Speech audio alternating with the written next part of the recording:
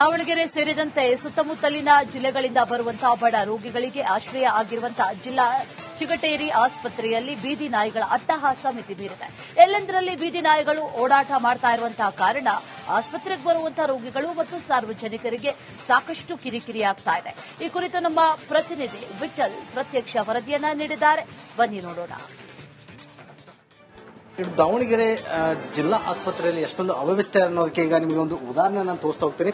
ಏನು ಆಸ್ಪತ್ರೆ 2ನೇ ಫ್ಲೋರ್ನಲ್ಲಿ ಏನು ಬೀದಿ ನಾಯಿ ಬಂದಿಲ್ಲ ಅಡ್ಡಾಡ್ತಿರುವಂತದ್ದು. ನಿಮಗೆ ಆಸ್ಪತ್ರೆಯ ಸೆಕ್ಯೂರಿಟಿ ಯಾವ ರೀತಿ ಇದೆ, ಇಲ್ಲಿ ವ್ಯವಸ್ಥೆ ಯಾವ ರೀತಿ ಅನ್ನೋದಕ್ಕೆ ಹಿಡಿದಿರುವಂತಹ ಕೈಗನ್ನಡಿ ಅಂತಾನೆ ಹೇಳ್ಬೋದು. ಅದು 2ನೇ ಫ್ಲೋರ್ನಲ್ಲಿರುವಂತಹ ಡಿಪಾರ್ಟ್ಮೆಂಟ್ ಆಫ್ ಸರ್ಜರಿ ಅಂದ್ರೆ ಶಸ್ತ್ರಚಿಕಿತ್ಸಾ ವಿಭಾಗದ ಮುಂಭಾಗದಲ್ಲಿ ನಾಯಿಗಳು ತಿರುಗಾಡ್ತಿದ್ರಲ್ಲಿ ಪೇಷಂಟ್ ಕಡೆ ಇರೋರು ಸಹ ಏನು ಊಟ ಮಾಡುವಂತಹ ಪ್ರದೇಶದಲ್ಲಿ ನಾಯಿಗಳೆಲ್ಲ ಬಂದು ಹೋಗುತ್ತೆ.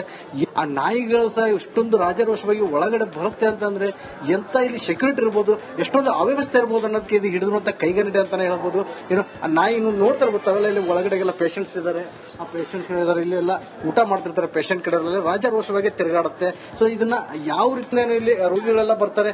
ಸೊ ಇಂತ ಇದಕ್ಕೇನು ಒಂದು ಸುಸಜ್ಜಿತವಾದಂತಹ ಸೆಕ್ಯೂರಿಟಿ ವ್ಯವಸ್ಥೆ ಇಲ್ಲ ಅನ್ನೋದು ನಿಜಕ್ಕೂ ದುರಂತ ಅಂತ ಹೇಳ್ಬೋದು. ಒಟ್ಟಾರೆಯಾಗಿ ಏನು ಈ ಆಸ್ಪತ್ರೆಯ ವ್ಯವಸ್ಥೆ ನಿಜಕ್ಕೂ ರಾಜ್ಯದಲ್ಲಿ ಏನು ಆ ಮಾನ ಮರ್ಯಾದೆಯನ್ನು ಹರಾಜು ಮಾಡುವ ರೀತಿಯಲ್ಲಿದೆ ಅಂತಾನೆ ಹೇಳ್ಬೋದು. ಕ್ಯಾಮರಾ ಪರ್ಸನ್ ಶಿವರಾಜ್ ಜೊತೆ ವಿಠಲ್ ಕೆರವಾಡ್, ರಿಪಬ್ಲಿಕ್ ಕನ್ನಡ, ದಾವಣಗೆರೆ.